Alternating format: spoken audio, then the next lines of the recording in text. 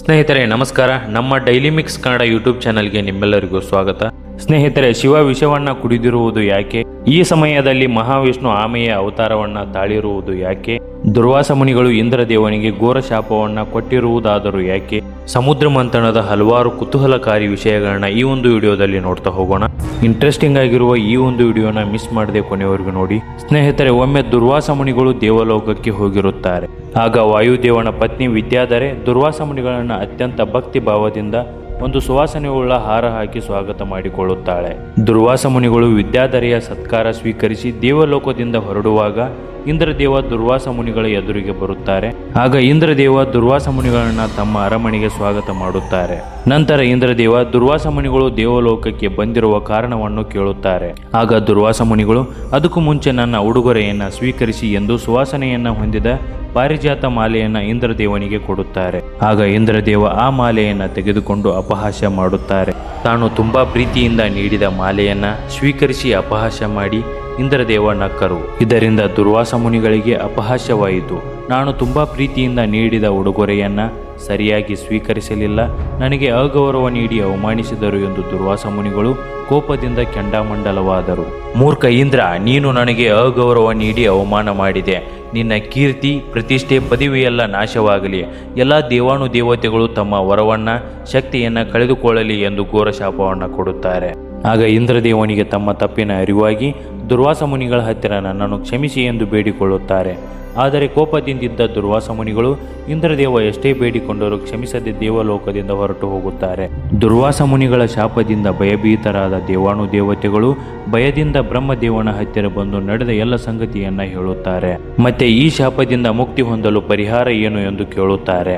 ಆದರೆ ಬ್ರಹ್ಮದೇವ ಇದಕ್ಕೆ ಪರಿಹಾರ ನನಗೆ ಗೊತ್ತಿಲ್ಲ ಎಂದು ಹೇಳುತ್ತಾರೆ. ಬೇಸರದಿಂದ ದೇವತೆಗಳು ಮಹಾವಿಷ್ಣುವಿನ ಹತ್ತಿರ ಬರುತ್ತಾರೆ. ನಮ್ಮ ಈ ಶಾಪಕ್ಕೆ ಪರಿಹಾರವೇನು ಪ್ರಭು ಎಂದು ಕೇಳುತ್ತಾರೆ. ಆಗ ಮಹಾವಿಷ್ಣು ಸಮುದ್ರ ಮಂಥನ ಮಾಡಬೇಕು ಎನ್ನುತ್ತಾರೆ. ಸಮುದ್ರ ಮಂಥನ ಎಂದರೆ ನಾವು ಬೆಣ್ಣೆಯನ್ನು ತೆಗೆಯಲು ಹೇಗೆ ಮಜ್ಜಿಗೆಯನ್ನು ಕಡಿತೀವೋ ಆ ರೀತಿ ಕ್ಷೀರಸಾಗರವನ್ನು ಮಜ್ಜಿಸುವುದಾಗಿದೆ. ಈ ರೀತಿಯ ಕ್ಷೀರಸಾಗರವನ್ನು ಮಜ್ಜಿಸಿದಾಗ ಅದರಿಂದ ಬರುವಂತಹ ಅಮೃತವನ್ನು ಕುಡಿದಾಗ ದೇವತೆಗಳ ಸಮಸ್ಯೆಗೆ ಪರಿಹಾರ ಸಿಗುತ್ತದೆ. ಆದರೆ ಸಮುದ್ರ ಮಂಥನ ಎಂಬುದು ಅಸಾಧ್ಯವಾದುದು. ಅದನ್ನು ಸಾಧ್ಯ ಮಾಡುವುದಕ್ಕೆ ವರಗಳು ಮತ್ತೆ ಹೆಚ್ಚಿನ ಶಕ್ತಿಗಳ ಅವಶ್ಯಕತೆ ಇರುತ್ತದೆ. ಆದರೆ ದುರ್ವಾಸ ಮುನಿಗಳ ಶಾಪದಿಂದ ಇಂದ್ರದೇವ ಮತ್ತೆ ಇನ್ನಿತರ ದೇವತೆಗಳು ಶಕ್ತಿ ಮತ್ತೆ ವರಗಳನ್ನು ಕಳೆದುಕೊಂಡಿರುತ್ತಾರೆ. ದೇವತೆಗಳಿಗೆ ಬೇರೆ ದಾರಿ ತೋಚದೆ ರಾಕ್ಷಸ ಮತ್ತೆ ಅಸುರರ ಸಹಾಯವನ್ನ ಕೇಳುತ್ತಾರೆ. ಅವರಿಗೆ ಅಮೃತದ ಆಶೆ ತೋರಿಸಿ ಸಮುದ್ರ ಮಂಥನ ಮಾಡೋಕೆ ಒಪ್ಪಿಸುತ್ತಾರೆ. ದೇವತೆಗಳು ಮತ್ತು ಅಸುರರು ಸಮುದ್ರ ದಡದಲ್ಲಿ ನಿಂತು ಈ ವಿಶಾಲವಾದ ಸಮುದ್ರವನ್ನು ಮಜ್ಜಿಸುವುದು ಹೇಗೆ ಎಂದು ಯೋಚಿಸುತ್ತಾರೆ. ಸಮುದ್ರವನ್ನ ಮಜ್ಜಿಸಲು ಮಂದಾರ ಪರ್ವತವನ್ನ ಮತ್ತೆ ಅದಕ್ಕೆ ಹಗ್ಗವಾಗಿ ವಾಸುಕಿ ಹಾವನ್ನ ಬಳಸಲು ಯೋಜನೆಗಳನ್ನು ಮಾಡುತ್ತಾರೆ. ಯೋಜನೆಯಂತೆ ಅಸುರರು ತಮ್ಮ ಶಕ್ತಿ ಸಾಮರ್ಥ್ಯಗಳನ್ನು ಬಳಸಿ ಬೃಹದಾಕಾರದ ಮಂದಾರ ಪರ್ವತವನ್ನು ಸಮುದ್ರ ಮಧ್ಯಭಾಗದಲ್ಲಿ ತಂದು ಇಡುತ್ತಾರೆ. ಇಂದ್ರದೇವ ವಾಸುಕಿ ನಾಗರ ಹತ್ತಿರ ಪ್ರಾರ್ಥನೆ ಮಾಡಿಕೊಳ್ಳುತ್ತಾನೆ. ಇದಕ್ಕೆ ಒಪ್ಪಿ ವಾಸುಕಿ ನಾಗ ಬೃಹದಾಕಾರದ ಮಂದಾರ ಪರ್ವತವನ್ನು ಹಗ್ಗದಂತೆ ಸುತ್ತಿ ಹಾಕುತ್ತಾನೆ. ನಂತರ ಸಮುದ್ರವನ್ನು ಅಸುರರು ಮತ್ತೆ ದೇವತೆಗಳು ಮಜ್ಜಿಸಲು ಪ್ರಾರಂಭ ಮಾಡುತ್ತಾರೆ.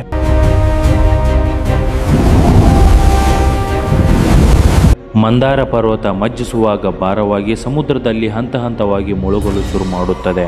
ಆಗ ದೇವತೆಗಳಿಗೆ ಮತ್ತೆ ಚಿಂತೆ ಶುರುವಾಯಿತು. ದೇವತೆಗಳು ಮತ್ತು ಅಸುರರು ಮಹಾವಿಷ್ಣುವಿನ ಹತ್ತಿರ ಬಂದು ಇದಕ್ಕೆ ಸೂಕ್ತವಾದ ಪರಿಹಾರ ಕೊಡಿ ಎಂದು ಬೇಡಿಕೊಳ್ಳುತ್ತಾರೆ. ಆಗ ಮಹಾವಿಷ್ಣು ಮುಳುಗುತ್ತಿರುವ ಮಂದಾರ ಪರ್ವತವನ್ನು ಎತ್ತಿ ಹಿಡಿಯಲು ಕೂರ್ಮ ಅಂದರೆ ಆಮೆಯ ಅವತಾರವನ್ನು ತಾಳುತ್ತಾರೆ. ಸಮುದ್ರದಲ್ಲಿ ಬೃಹತ್ ಆಮೆಯಾಗಿ ಹೋಗಿ ಮಂದಾರ ಪರ್ವತವನ್ನು ಎತ್ತಿ ಹಿಡಿಯುತ್ತಾರೆ. ಆಗ ದೇವತೆಗಳು ಮತ್ತೆ ಅಸುರರು ಸಂತೋಷದಿಂದ ಸಮುದ್ರವನ್ನು ಮಜ್ಜಿಸಲು ಶುರು ಮಾಡುತ್ತಾರೆ. ಆದರೆ ಮತ್ತೆ ಅವರಿಗೆ ಒಂದು ಸಂಕಷ್ಟ ಬಂದಿತು. ಅದೇನೆಂದರೆ ಸಮುದ್ರವನ್ನು ಮಜ್ಜಿಸಿದಾಗ ಅವರಿಗೆ ಅಮೃತಕ್ಕಿಂತ ಮೊದಲು ಅತ್ಯಂತ ವಿಷಕಾರಿಯಾದ ಹಾಲಹಾಲ ವಿಷಕ್ಕೆ ಬರುತ್ತದೆ.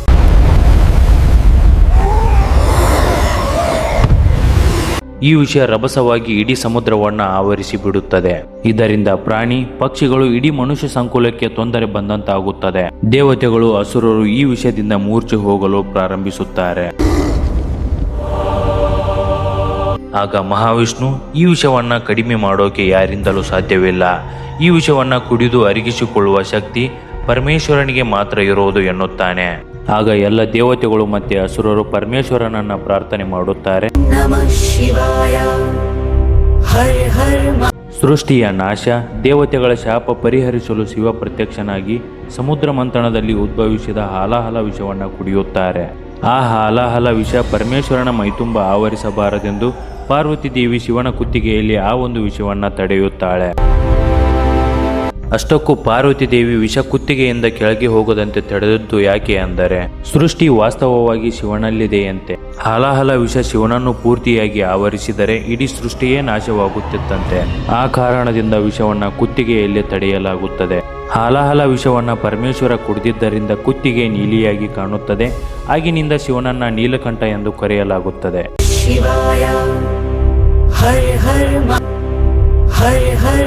ನಂತರ ಸಮುದ್ರ ಮಂಥನ ಮಾಡಿದಾಗ 14 ರತ್ನಗಳು ಉದ್ಭವಿಸಿದವು.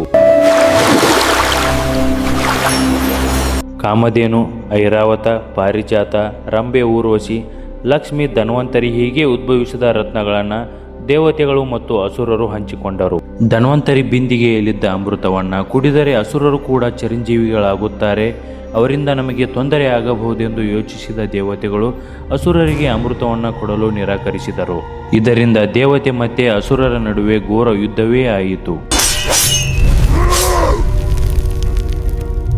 ಅಮೃತ ತುಂಬಿದ ಬಿಂದಿಗೆಯನ್ನು ದೇವತೆಗಳು ಭೂಮಿಯ ಮೇಲಿನ ಪ್ರಯಾಗ್ರಾಜ್, ಹರಿದ್ವಾರ, ಉಜ್ಜಯಿನಿ ಮತ್ತೆ ನಾಸಿಕದಲ್ಲಿ ಬಚ್ಚಿಟ್ಟರು.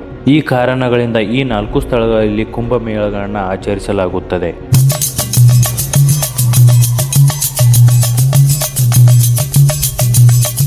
ಆದರೆ ಕೊನೆಗೆ ಅಸುರರಿಗೆ ಅಮೃತ ಸಿಗುತ್ತದೆ. ಅಸುರರು ಸಂತೋಷದಿಂದ ಅಮೃತ ಬಿಂದಿಗೆ ಹಿಡಿದು ಕುಣಿಯುತ್ತಾರೆ.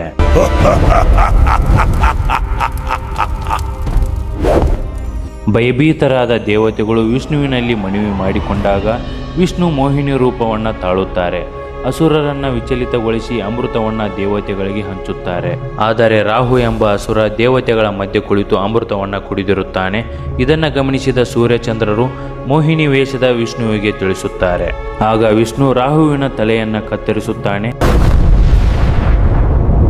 ಅಮೃತವನ್ನು ಕುಡಿದಿದ್ದರಿಂದ ರಾಹುವಿನ ತಲೆ ಚಿರಂಜೀವಿಯಾಗಿರುತ್ತದೆ. ರಾಹು ಈ ಕಾರಣದಿಂದ ಚಂದ್ರ ಮತ್ತೆ ಸೂರ್ಯನನ್ನು ನುಂಗಿ ಗ್ರಹಣವನ್ನು ಉಂಟು ಮಾಡುತ್ತಾನೆ. ಸೂರ್ಯ ಮತ್ತೆ ಚಂದ್ರರು ರಾಹುವಿನ ಕುತ್ತಿಗೆಯಿಂದ ಹೊರಬಂದಾಗ ಗ್ರಹಣ ಮುಕ್ತಾಯವಾಗುತ್ತದೆ. ಸ್ನೇಹಿತರೆ, ಇದಾಗಿತ್ತು ಸಮುದ್ರ ಮಂಥನದ ಬಗ್ಗೆ ಸಂಪೂರ್ಣ ಮಾಹಿತಿಯನ್ನ ತಿಳಿಸುವಂತ ವಿಡಿಯೋ. ಸ್ನೇಹಿತರೆ, ನೋಡಿದ್ರಲ್ಲ, ಈ ಒಂದು ಕಥೆಯಲ್ಲಿ ದುರ್ವಾಸ ಮುನಿಗಳು ಒಂದು ಸಣ್ಣ ವಿಚಾರದಿಂದ ಕೋಪ ಮಾಡಿಕೊಂಡು ಇಷ್ಟೆಲ್ಲ ನಡೀತು. ಯಾವುದೇ ಮಾತುಗಳನ್ನು ಆಡಬೇಕಾದರೆ ಯೋಚಿಸಿ ಮಾತನಾಡಬೇಕು. ನಮ್ಮ ಮಾತುಗಳಿಂದ ಇನ್ನೊಬ್ಬರಿಗೆ ನೋವು ಉಂಟಾಗಬಾರದು. ಸ್ನೇಹಿತರೆ, ಈ ಒಂದು ವಿಡಿಯೋ ಇಷ್ಟ ಆಗಿದ್ರೆ ಲೈಕ್ ಮಾಡಿ, ಹಾಗೆ ನಿಮ್ಮ ಸ್ನೇಹಿತರಿಗೆ ಈ ಒಂದು ವಿಡಿಯೋನ ಶೇರ್ ಮಾಡಿ. ನಮ್ಮ ಡೈಲಿ ಮಿಕ್ಸ್ ಕನ್ನಡ ಯೂಟ್ಯೂಬ್ ಚಾನಲನ್ನು ಸಬ್ಸ್ಕ್ರೈಬ್ ಮಾಡ್ಕೊಳ್ಳಿ. ಹಾಗೆ ಪಕ್ಕದಲ್ಲಿರುವ ಬೆಲ್ ಐಕನನ್ನು ಕ್ಲಿಕ್ ಮಾಡ್ಕೋಬಹುದು. ಲೈಕ್ ಮಾಡಿ, ಸಬ್ಸ್ಕ್ರೈಬ್ ಮಾಡಿ, ಶೇರ್ ಮಾಡಿ.